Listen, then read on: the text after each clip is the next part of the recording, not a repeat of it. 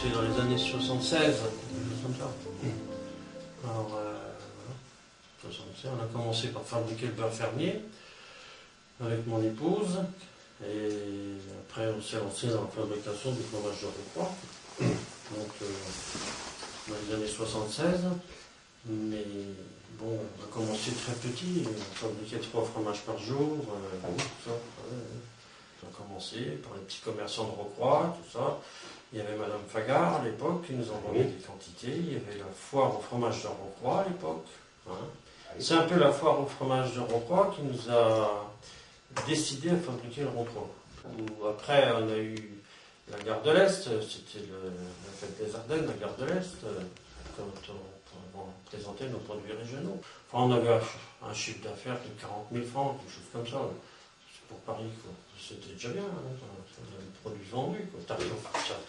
Il y avait le fromage de Rocroi, le Grand Condé, le carré des remparts, et puis la tarte au fromage de Rocroi. Il fallait la faire réchauffer, on la faisait déguster, et les Parisiens ils étaient vachement étonnés parce qu'on leur proposait un fromage de Rocroi à 0% de matière grasse, mais il fallait presque cacher la mention 0% de matière grasse, parce que pour eux c'était du light et c'était pas bon. Il fallait à peu près 2,5 litres de lait écrémé pour fabriquer un fromage de Rocroi. Alors que s'il avait été à base de lait entier, il aurait fallu 1,8 litre, quelque chose comme ça, pour le même poids de fromage. Donc, on retrouve la protéine du lait écrémé dans le fromage. Donc, il y avait le Grand Condé, alors pâte molle à croûte lavée, le carré des remparts, pâte molle à croûte fleurie. Bon, croûte fleurie, ça veut dire que c'est pas lavé, c'est une croûte qui pousse sur Pédicillium candidum, c'est-à-dire que c'est des moisissures qui sont recherchées blanches. Mais vu qu'on ne procède pas au lavage, donc la moisissure, elle est uniforme, quoi. On n'a pas eu qu'à voir. On dit toujours que c'est les moines qui trouvent des trucs comme ça, mais parce qu'eux, ils ont de la disponibilité, et puis peut-être un peu de machin qui vient de là-haut, mais comment je veux dire, pour faire de la recherche à ce niveau-là, il faut être disponible, il faut avoir du temps, quoi. Si vous ne mettez que de la présure dans du lait, vous avez un cahier qui s'appelle présure. Si vous en mettez beaucoup à la température, donc là, on appelle ça un cahier présure. Il est dur comme du caoutchouc, et on ne pourrait pas le manger comme ça, quoi. Voilà, à l'état frais. Mais si vous ne mettez pas de présure du tout, vous allez obtenir un cahier lactique. Donc il n'y a pas de présure, cahier lactique. Donc là, vous allez avoir un cahier très tendre qui sera possible de manger comme du fromage blanc, quoi. Ah oui.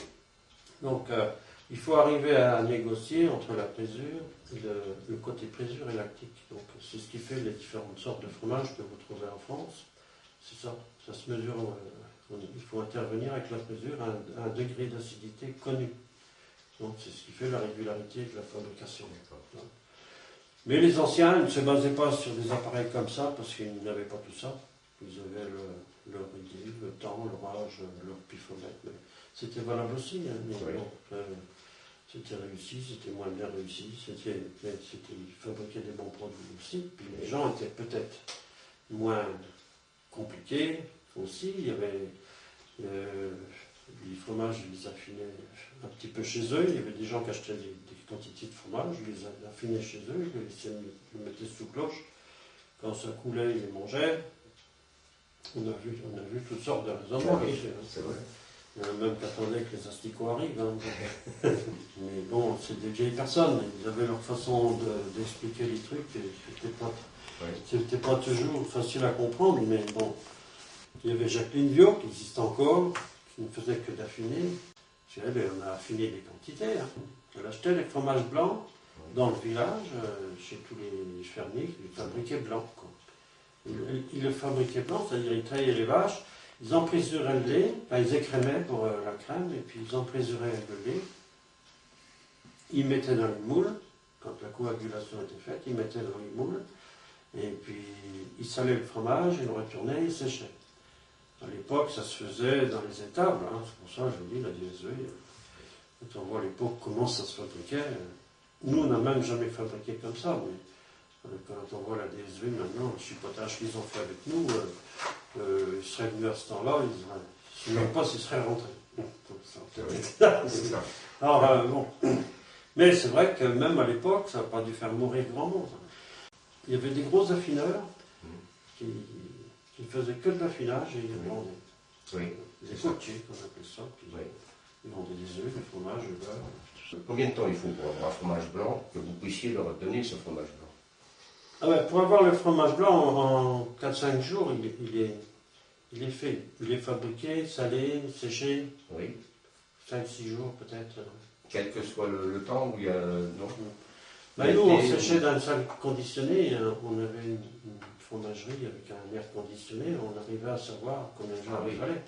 Eux, à l'époque, ils les mettaient dehors. Alors là, si le temps était à la pluviométrie, ça ne séchait pas trop bien.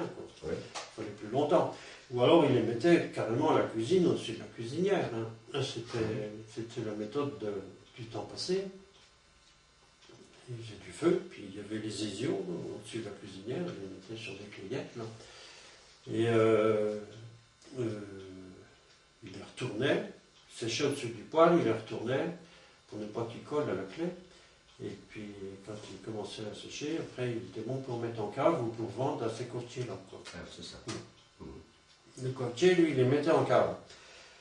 Et en s'affinant comme ça, on ne peut pas faire des piles, sinon le premier en bas se trouve écrasé. Oui, mais bon, il y en a qui les affinaient comme ça. Ils faisaient des piles de fromage et ils mangeaient celui du dessous pour commencer.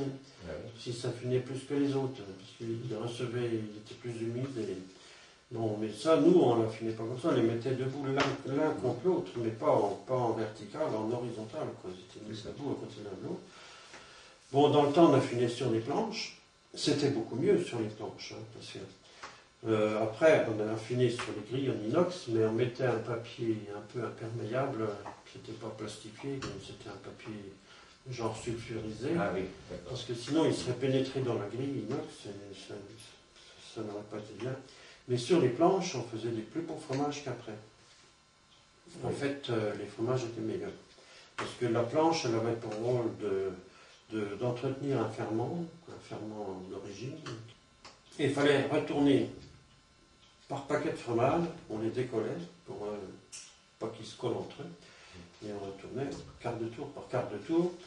Hein, tous les 2-3 jours, il fallait qu'ils aient fait un quart de tour. Et quand ils viraient un peu trop à l'assèchement, on les frottait. Quand les moisissures bleues poussaient, pour éviter qu'il y en ait de trop, il fallait les laver. À l'eau, comme ça. À l'eau salée. À l'eau salée. Légèrement salée. Avec une petite brosse, on les prenait un par un, on les lavait. Hop, on les remettait là. Et puis bon, après, il devenait rouge-orangé, c'était sa couleur terminale, quoi, parce que c'est la période où l'acidité du lait remonte. Le fromage, il vivait sur sa planche pendant 1 mois. Et bon, il y a comme une sorte de graisse qui s'installe sur la planche, vous retournez le fromage, il est sur cette graisse-là. Il ne faut pas le retourner sur une planche neuve, hein, il faut le retourner. Mais ça, les fromagers industriels, ils le comprenaient, ils acceptaient ça, parce que j'ai eu des visites de l'école de Mamirol qui sont venus chez nous. Hein. Mais, ils avaient eu pour mission de nous donner une aide technique sur la fabrication du fromage de Roquefort. En fait, ils comprenaient que mes fromages soient affinés sur le bois, sur les planches, et puis qu'ils vivent 1 mois sur leurs planches, et puis tout. C'était tout à fait normal pour eux. Le problème, c'est que eux, ils ont essayé de le fabriquer à Mamirol, ils n'ont jamais su en sortir un. Ils arrivent eux-mêmes ici par avion, hein, parce que c'était loin. Mais bon, ils ne nous ont pas apporté une aide bien utile, parce qu'on n'a jamais su fabriquer d'après leurs critères à eux. Bon, est-ce que c'est le fait qu'ils avaient du lait de leur terroir là-bas qui ne convenait pas pour cette fabrication-là? C'est vrai qu'en dessous de 20% de matière grasse, la fromagerie, ça devient caduque. Et le Roquefort, c'est sa particularité, c'est 0% de matière grasse. Ben, on est quand même dans une région où l'acidité est plus basse. Les pH du sol sont beaucoup plus bas. On ne sait pas corriger le pH comme dans certaines régions. En principe, on a des pH de 5, 6 au niveau des sols chez nous. Quoi. 6, c'est quand même bien. C'est qu'on a mis de la chaux, c'est qu'on a mis tout ça. Mais si on ne met pas tous ces trucs-là, on va tourner autour d'un pH 5. Donc ça joue sur la qualité du lait quand même. Oui. Et ça doit quand même, la particularité du Rocroi doit quand même être due à son terroir. Moi je pense que, bon, il est possible qu'on puisse faire du Rocroi n'importe où, mais il n'est pas dit que les résultats seront les mêmes non plus. Il faudrait essayer.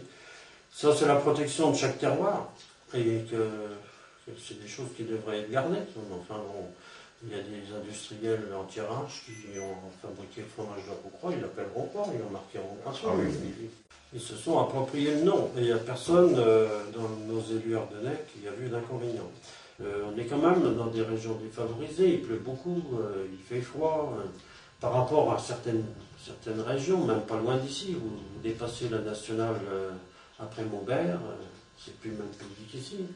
Donc même, vous allez à Cul des Arts, tout près d'ici, c'est pas le même pays qu'ici, c'est pas les mêmes sols, c'est plus vallonné, c'est plus riche que chez nous. On dit en matière de fromagerie qu'un fromage en dessous de moins de 20% de matière grasse n'est pas réalisable. Mais nous, le Rocroi, on arrive à le faire quand même. Le Rocroi, ça ressemblait quand même à un fromage, quand il était bien réussi.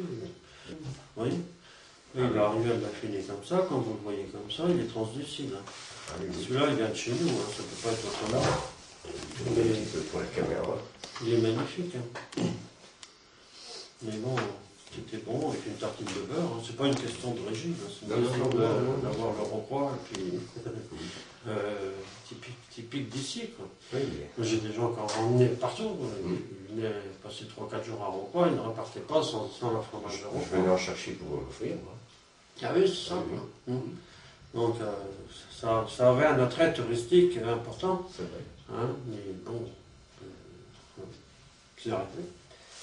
Oui, puis quand on vient en chercher, on ne s'imagine pas que ça peut arrêter un jour. Ah non, non. C'est ça aussi. Mais même lui, le marque, il m'a dédicacé ce machin-là. Oui, une région qui fait de tels fromages ne peut pas mourir. Et voilà. Bien au contraire. Ah oui, mais malgré tout. Alors il m'a déjà téléphoné plusieurs fois, il m'a dit c'est pas possible que vous ayez arrêté comme ça. Non, mais j'en ai plus fabriqué, même pas pour moi. Il faudrait les refaire comme les anciens faisaient, les mettre sécher dehors. De manière artisanale, pour ensemble quelques fromages pour votre consommation personnelle. C'est dommage, parce qu'il y avait un potentiel de vente. Moi, j'avais aucun problème de vente. Je me déplaçais, j'allais dans un supermarché, parce que le but du supermarché, c'était d'avoir le produit. Il voulait le produit parce que c'était son produit d'appel, pour vis-à-vis du client.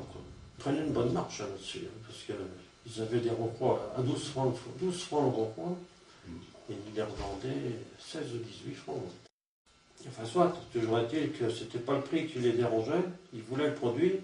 Après, bon, les gens, s'ils voulaient du Rocroi, ils allaient là, ils avaient du Rocroi, c'est tout.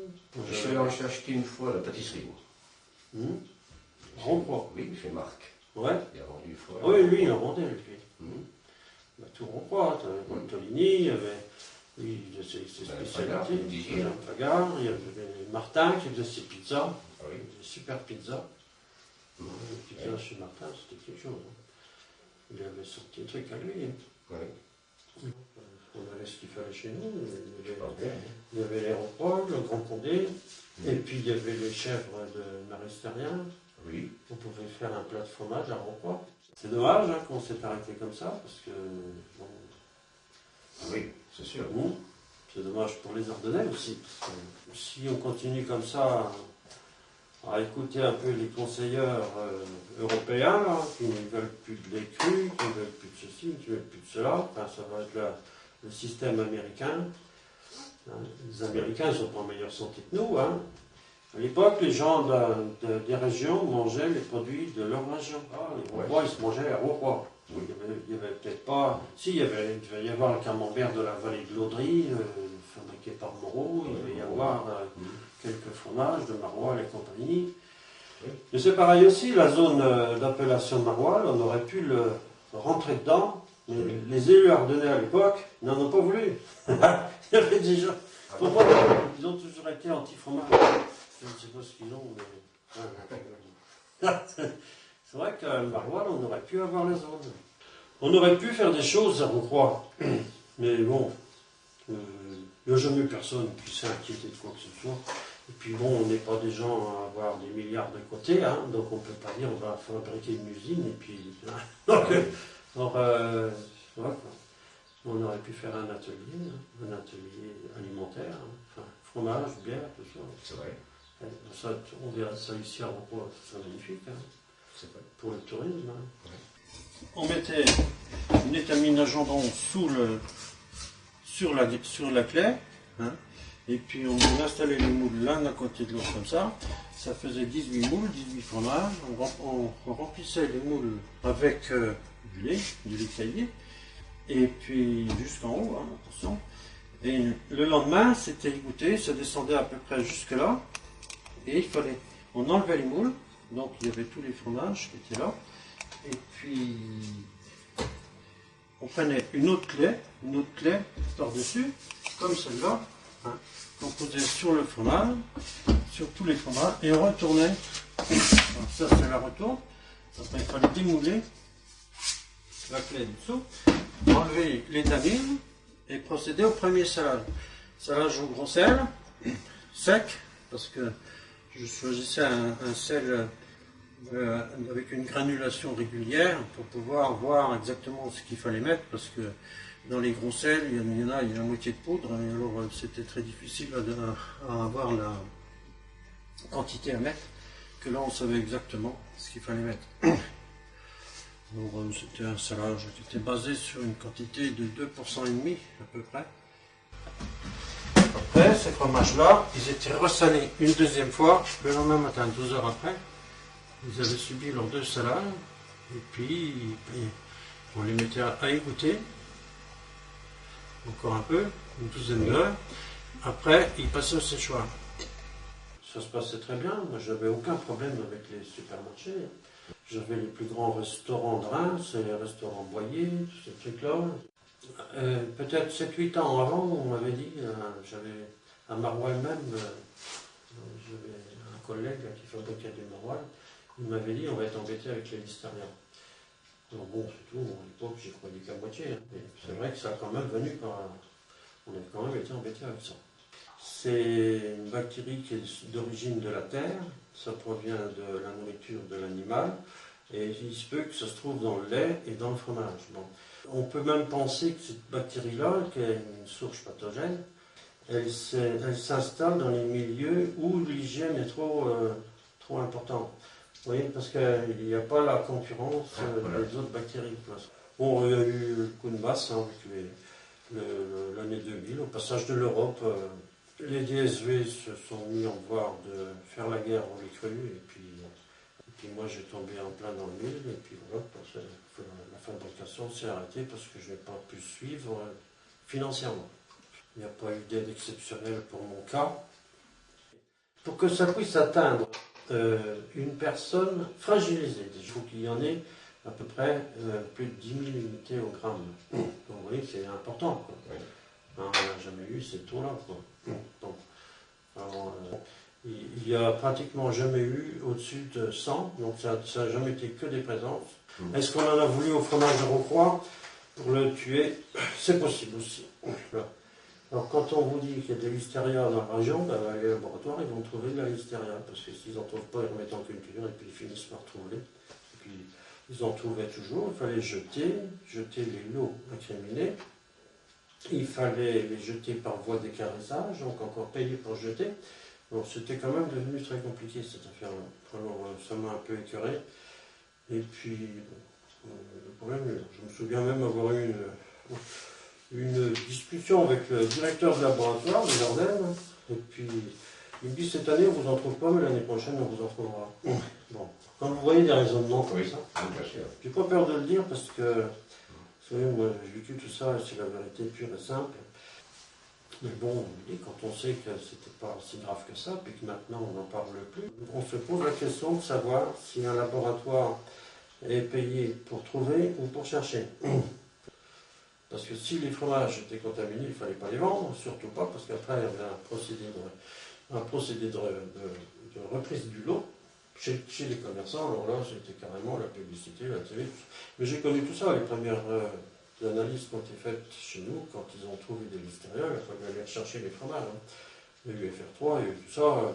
C'est-à-dire qu'au début, c'était c'était beaucoup plus grave qu'après, parce qu'après, tout le monde en a eu des listeria, ils en ont trouvé chez tout le monde. Alors, c'était devenu assez banal, mais au début, c'était quand même exceptionnel, quoi. Alors, moi, je menais 5 fromages de chaque lot au laboratoire, parce qu'ils ne venaient même pas les chercher. Alors, il fallait les conduire, il fallait se taper Charleville, à Nicourt, là-bas. On essayait tout, puis il n'y avait rien qui marchait, parce qu'en fait, apparemment, on aggravait même peut-être notre cas, quoi. J'ai voulu persister à anéantir cette saloperie-là, qui était là, mais j'ai perdu du temps et de l'argent, parce que j'ai fait 3 ans de trop. 3 ans de trop, fromagerie, j'aurais dû arrêter beaucoup plus tôt. Ça m'aurait rendu service financièrement. Et puis voilà, quoi.